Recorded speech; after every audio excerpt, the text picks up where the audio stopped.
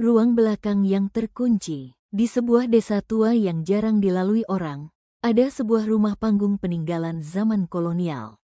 Rumah itu sudah puluhan tahun kosong, namun setiap lewat tengah malam selalu terdengar bunyi derit lantai, seolah seseorang berjalan mondar-mandir. Banyak warga memilih memutar jalan jauh hanya untuk tidak melewati rumah itu. Suatu hari, Arman, seorang perantau yang baru pulang kampung, memutuskan membeli rumah tersebut. Baginya, cerita hantu hanyalah omong kosong.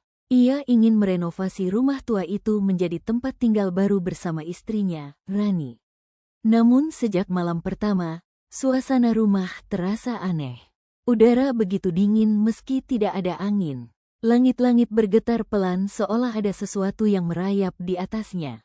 Dan dari bagian belakang rumah, persis di ujung lorong, ada sebuah pintu kecil berwarna hitam, satu-satunya ruangan yang tak bisa dibuka, tak peduli seberapa keras Arman memaksa. "Jangan dibuka," bisik seorang tetua desa yang melihat Arman mencoba mendobrak pintu itu. "Dulu ada keluarga yang hilang di dalam sana. Tidak ditemukan, bahkan tulangnya." Arman tidak percaya. Ia hanya menertawakan peringatan itu. Sampai suatu malam, sesuatu berubah. Sekitar pukul 2 dini hari, Rani membangunkan Arman dengan wajah pucat.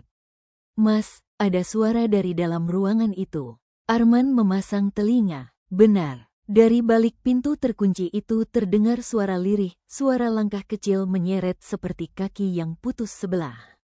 Lantai kayu berderit pelan, mendekat ke pintu. Krek, krek, krek. Rani merinding keras, tapi Arman mencoba menenangkan diri.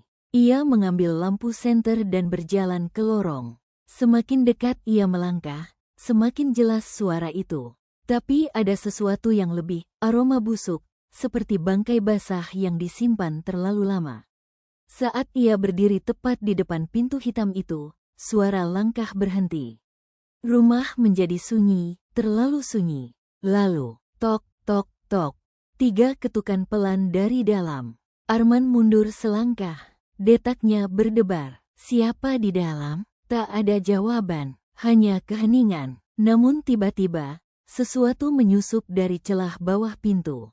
Bayangan hitam seperti asap, merambat di lantai, naik ke dinding, dan seakan mencari-cari bentuk. Bayangan itu menggeliat, membentuk sosok tubuh kurus dengan leher panjang tertekuk dan kepala hampir menyentuh lantai. Sosok itu seperti terbuat dari kegelapan yang hidup. Rani berteriak. Bayangan itu seketika meringkuk, lalu menghilang menembus pintu. Arman yang marah sekaligus takut mengambil linggis. "Aku harus tahu ada apa di dalam." Dengan nekat, ia menghantam pintu itu berkali-kali. Pintu akhirnya jebol dengan suara keras. Namun ruangan di baliknya kosong, gelap pekat, hanya bau busuk menusuk hidung. Arman menyorotkan senter. Lantai di dalam ruangan itu bukan lantai, tapi lubang besar tak berdasar. Dindingnya dipenuhi kep-kep tangan hitam seolah banyak orang mencoba merayap keluar. Dan dari dasar lubang itu terdengar bisikan samar. "Turun, temani kami." Tiba-tiba, sebuah tangan kurus panjang mencengkeram tepi lubang. Lalu satu lagi, dan satu lagi. Tubuh-tubuh gelap mulai muncul, merangkak ke arah cahaya. Tidak memiliki wajah, hanya rongga hitam menganga. Rani menjerit dan berlari. Arman mencoba mengikuti, tapi salah satu tangan bayangan menangkap kakinya. Ia hampir terseret, lututnya bergesek di lantai, sedingin es. Dengan sisa tenaga, Arman memukul tangan itu dan berhasil kabur keluar rumah. Mereka berdua berlari tanpa menoleh ke belakang. Pagi harinya, warga menemukan rumah itu kembali tertutup. Pintu belakang, yang jebol semalam, tertutup rapat seolah tak pernah dibuka. Namun hal yang membuat mereka merinding adalah ini. Di lantai teras rumah, ada jejak-jejak hitam berbentuk tangan, memanjang sampai ke pinggir jalan. Seolah sesuatu merayap keluar rumah, dan belum kembali. Arman dan Rani pindah ke kota dan tidak pernah lagi kembali ke desa itu. Tapi sampai sekarang, warga masih sering melihat sosok bayangan berdiri di dekat pagar rumah tersebut, memperhatikan siapapun yang lewat dengan kepala menunduk, seperti mencari seseorang.